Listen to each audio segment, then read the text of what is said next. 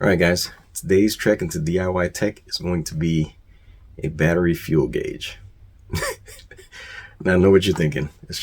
Everybody says, "Oh, it's a it's a battery meter. Why are you calling it a fuel gauge?" Well, we're going to take a look at that right now.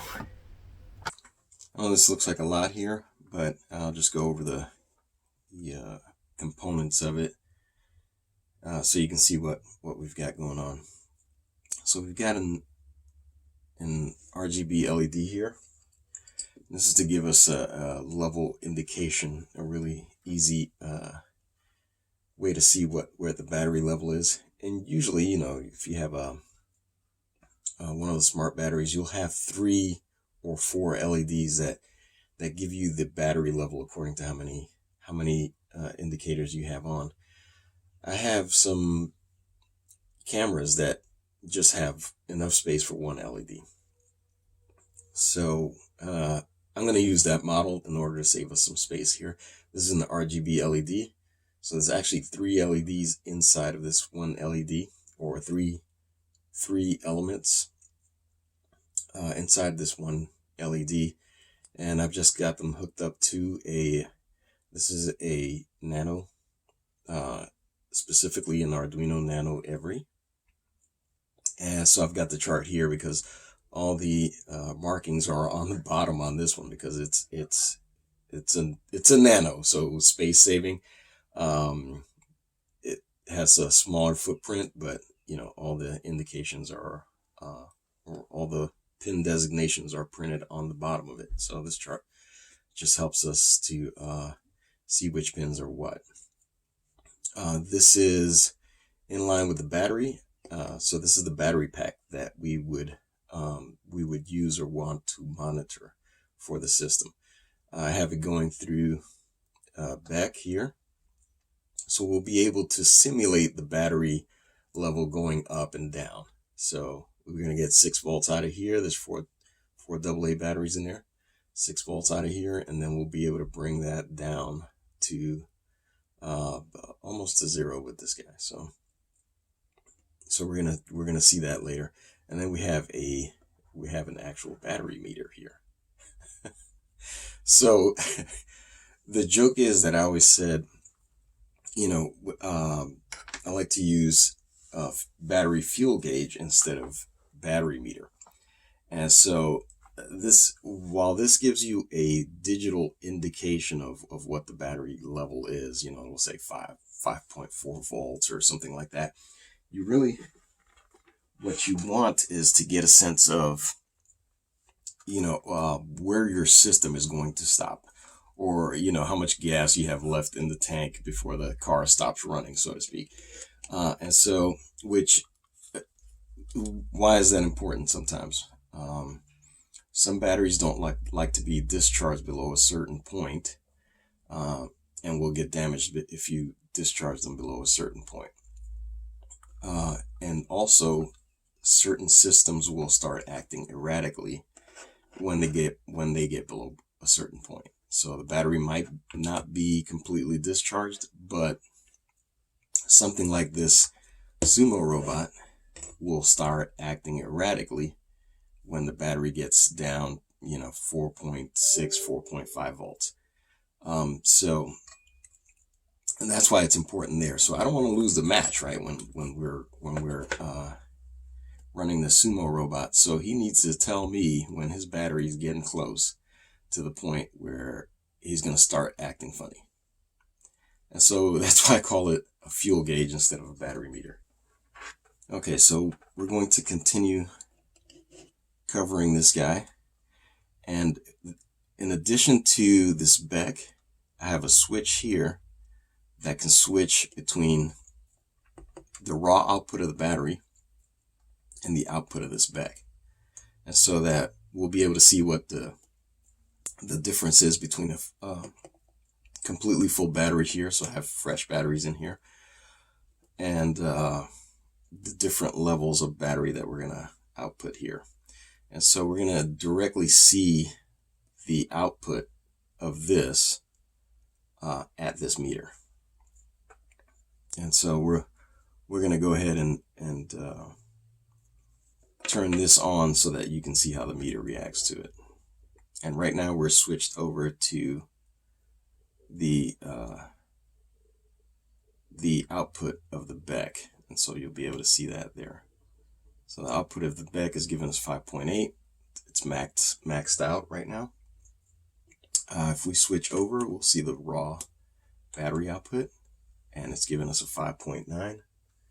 And so we'll switch back to the BEC, and we'll see what the BEC is going to do for us in this experiment. So I'm going to go ahead and start turning it down, and you can see that the voltage reading there starts dropping, and that's at the bottom there. So 0.4 volts. So we can go from 0.4, and we cannot go above what we have in the battery, right? So it's gonna, as a matter of fact, we're gonna lose a little bit, and so you'll see that this only goes up to 5.8 there when the battery shows us at 5.9. So that's how that portion of this setup is going to work for us, and how we're going to see what we're getting out here. Now, there are different ways to monitor voltages. What we're going to use is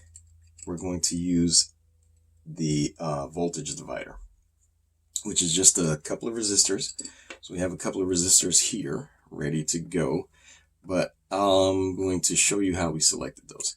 And so there's a math equation that you can use to pick that up, or to define those values. And we're not gonna, so this particular video is not about the math, so I'm just gonna put the link in the description for you, and I'm going to show you what that equation looks like. As you can see here,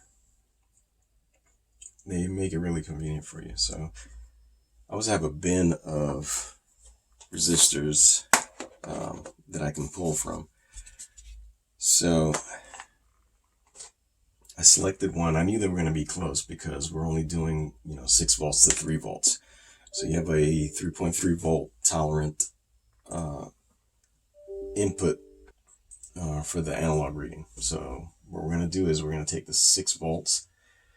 We're going to bring it down below 3 volts for this application. So 470 is a really common resistor to have around. So got the 470. I stuck a 330 in there. When you do the calculation, 6 volts brings you up to 2.475, which is a good margin of safety for that. So if you have some energetic batteries, you still have a little headroom at the top. So what we're going to do is we're going to take this diagram here, and we're going to correlate that to what we have here. So our battery input, we're going to put our battery input,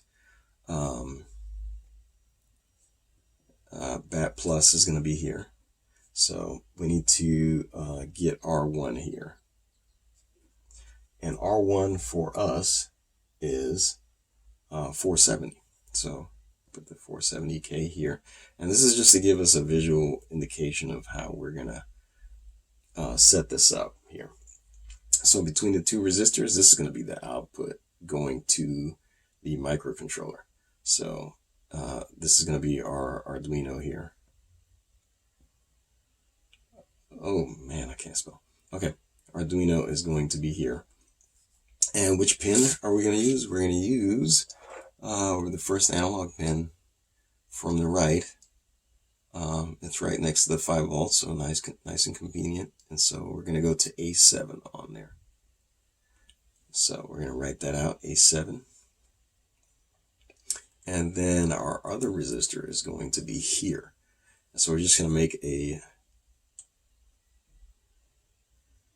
nice, and this is going to go to ground. So that's going to be our reference there. It's going to be our ground, and we're going to put the 330 there. So you can see right here, it's 330 330K. And we'll put that guy there. So as we're looking at these resistors, this is going to help us kind of set this up. So we're going to make this circuit with these two resistors. So we look at the color codes. This is the this guy here is 330, and we can tell by the yellow band on this guy, this is the 4, right? So this is the 470. So we're going to put them in the same orientation. So we're going to use the long lead on the 470 to plug it into our breadboard. So we'll just wrap the lead of the 330. We'll just wrap it around this way. And I'll try to give you a close-up here so that you can see that. Yeah, I just wrapped it around there and made a lead out of it. And then you can see, see if we can get this to focus. All right, so you can see there, all I did was wrap that around, and we have the two leads coming out of this guy.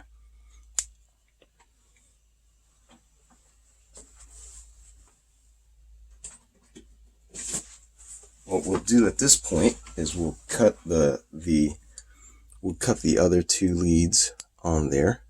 We'll cut them to an even length so that we don't have any trouble plugging this into our breadboard. Like so. So now we have 3 leads coming out of our voltage divider. Good job, good job. All right, now, as we said before, so we're going to take the 470. 470 is going to go to the battery. And then 330 is going to go to ground. So, carefully plugging this in because we don't have any insulation on the end of there. We're going to go battery.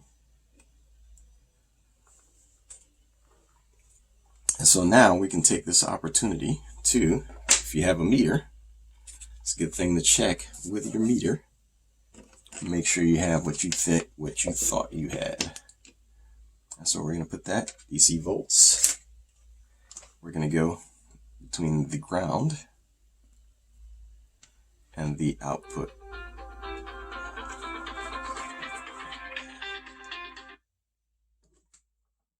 Right? Always check your work before you plug it into the microcontroller, because hey, that's if you let the smoke out, it's too late to check then.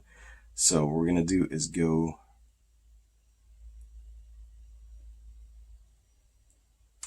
right there. Okay.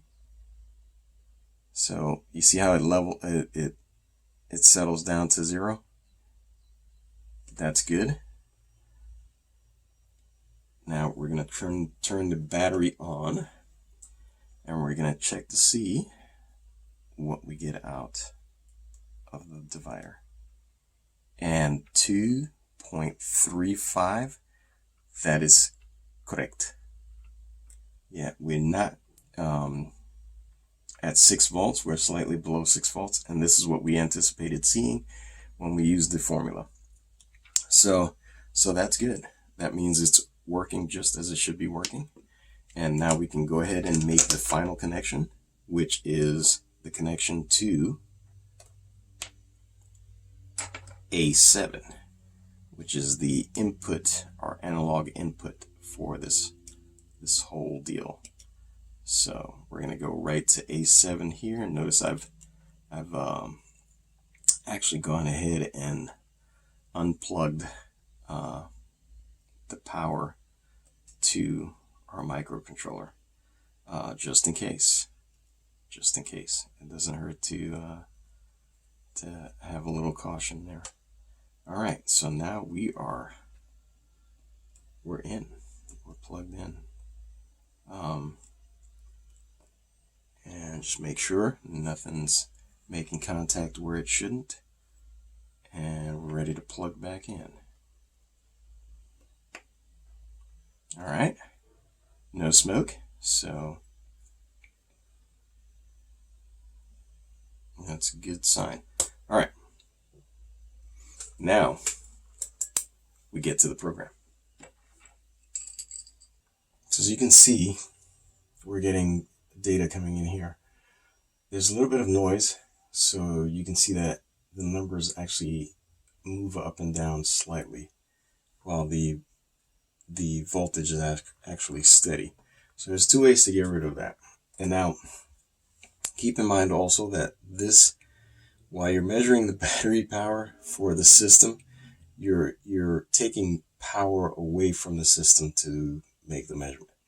So it's kind of like taking a 55-gallon drum and opening the valve at the bottom to see how much water is left, right? So the higher the pressure you see coming out, the more water is in there. But then you know also that if you forget to close that valve, there's still water coming out, right? So you're still using power, although, and there's other ways to do this that won't cause that. But if you want to smooth that out, this is a capacitor. And we're just going to put this capacitor in parallel with the resistor that's going from ground to signal, making sure that we have the polarity is correct, right? And so the voltage also is higher than the voltage that we're using in the system. So this is a 16 volt, 63, sorry, wow, 63 volt, 1.5 microfarad. And we're going to stick that in there.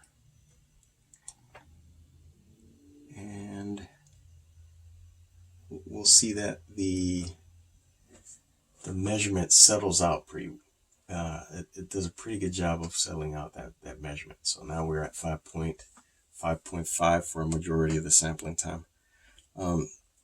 So, and then we'll change the voltage here so you can see what effects that has.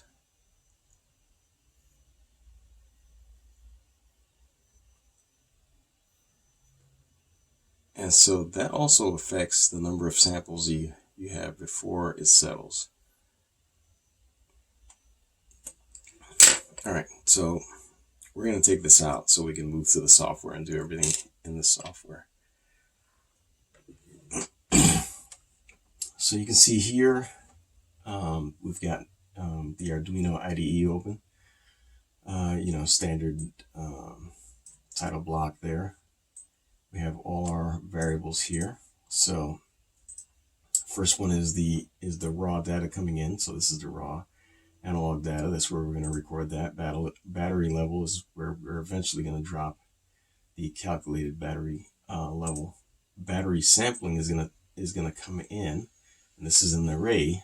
We're going to drop 5 samples in there and divide by 5 to get an average across time of the battery level, and that will help to smooth this out, similar to the way that the capacitor did. But this will add a little bit of time to the loop, whereas the capacitor won't do that. So that's the trade-off for that.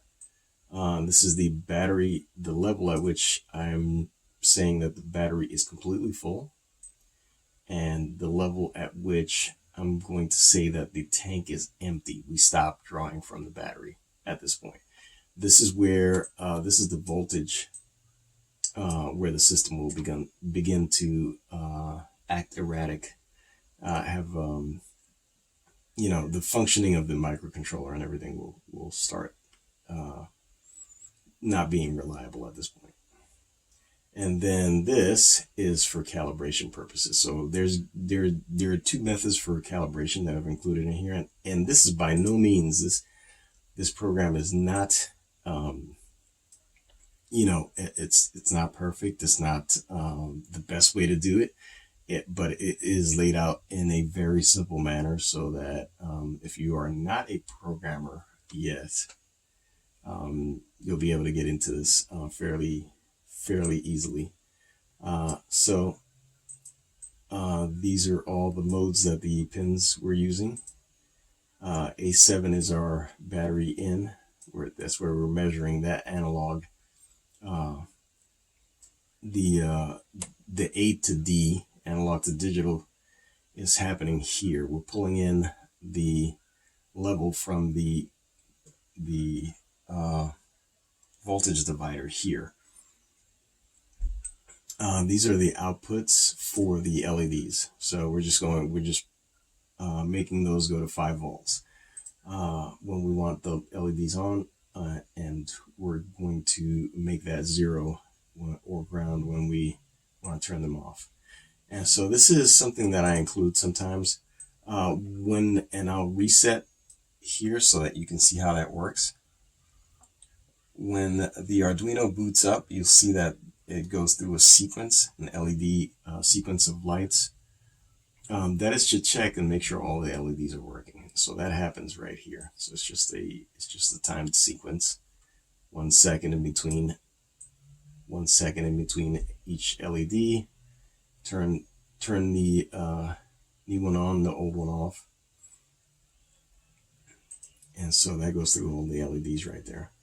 All right, so now we start into the real meat of this thing, which is, here's where we load the array with samples, with a delay in between.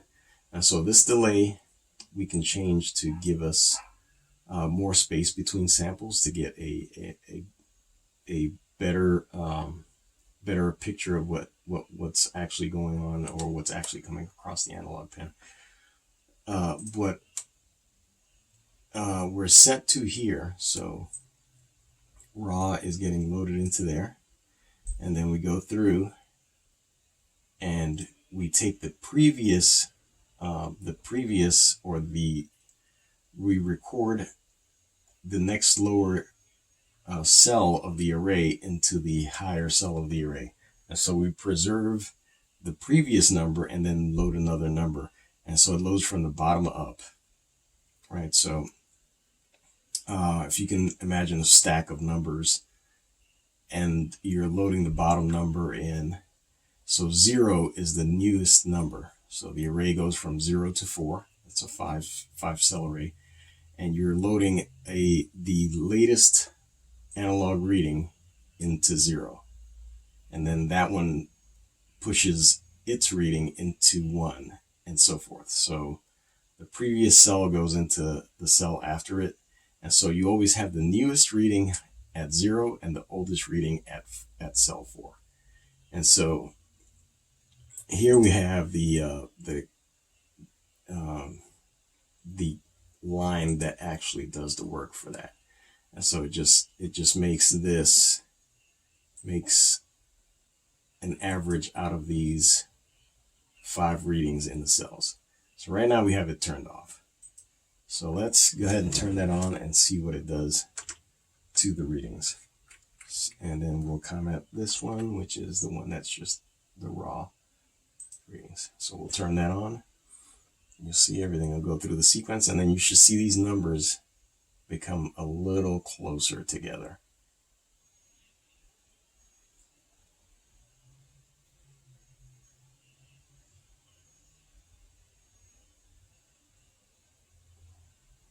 We're uploading, we're rebooting, and serial monitor goes back on. So you see it dips a little bit while it's getting started, while it's loading up those numbers. And now you see it's right around 5.6, and it's staying there. So now we're going to go to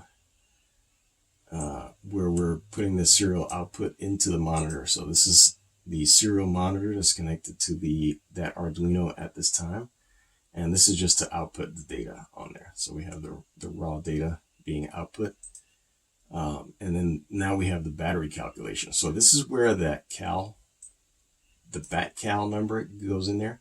So the A to D converter is going from 0 to 555 or 556, and it's just about a linear motion from 0 to that, and so that we can use a multiplier to actually give you back this, or scale this battery level for you. Now, what we can do here is take this, and we're going to use the map function. So that's a more advanced way to do it. Again, for our purposes, the multiplier does just fine, but we'll show you how that one works. The only thing is that you lose your decimal places when this one is running. It'll turn it into an integer, and so as soon as that boots up, you'll see that now you've lost the 2 decimal places on your battery level, which will affect, right, if we're using 5 volts versus 12 volts. If you're using the 12 volt system, it's not so critical to have the decimal points. But if you're just using a 5 volt system and your cutoff is 4.5 volts, then you're going to need these decimals. So we're going to switch back to our multiplier method. And then while that's going, we have a final thing here that we're going to look at, which is how are we setting up these LEDs. Now, instead of if then statements, what you can do is you can have conditional jumps, right? So if it's within a certain threshold, jump to turning on this LED. If it within a different threshold, jump to the other LED, and so forth, right? So we have 3 LEDs. But in this case, just to make it simple, if the battery level is above the middle point between empty and full, we're gonna go ahead and turn on. That's the highest point that we can get, right? So we're gonna turn on the green LED. If we're between the midpoint of full and empty, we're gonna go blue, right? So this turns it blue. It turns off the other 2 LEDs and it turns on the blue. And for the last one, if we're below empty, it just goes red. So below empty, 2 other LEDs are off and turns the red one high. But anyway, that's I'll put a link to the resource page on the website where this resides, and I'll also try to add a schematic in there so that you guys can follow along and try this on your own. But that's basically it. So it's that simple. Now the last thing I'm going to do is show you, now that you've seen the code, I'll show you how the LEDs actually react to the different voltages. So we're slowly turning down the voltage here. You see the voltage going down, and as soon as we hit that midpoint there, you'll start to see I kind of hopped over the potentiometer on here is really sensitive, so I'll bring it down. You can see there, that's the midpoint, and then when you're down at the bottom there, it turns red. And so we've got the low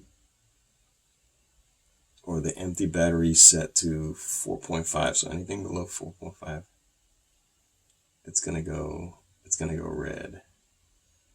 See, right there is on the edge, 4.4.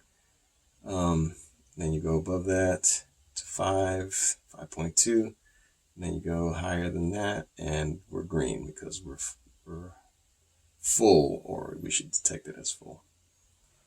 But anyway, there you go. Yeah, so pretty easy, right? These videos are intended just to be an introduction to these things. So, we're going over things really quick, and just to get you comfortable with trying some of these things. And hey, if you liked it, like, subscribe, share, so we can keep these videos going. And we'll see you in the next one.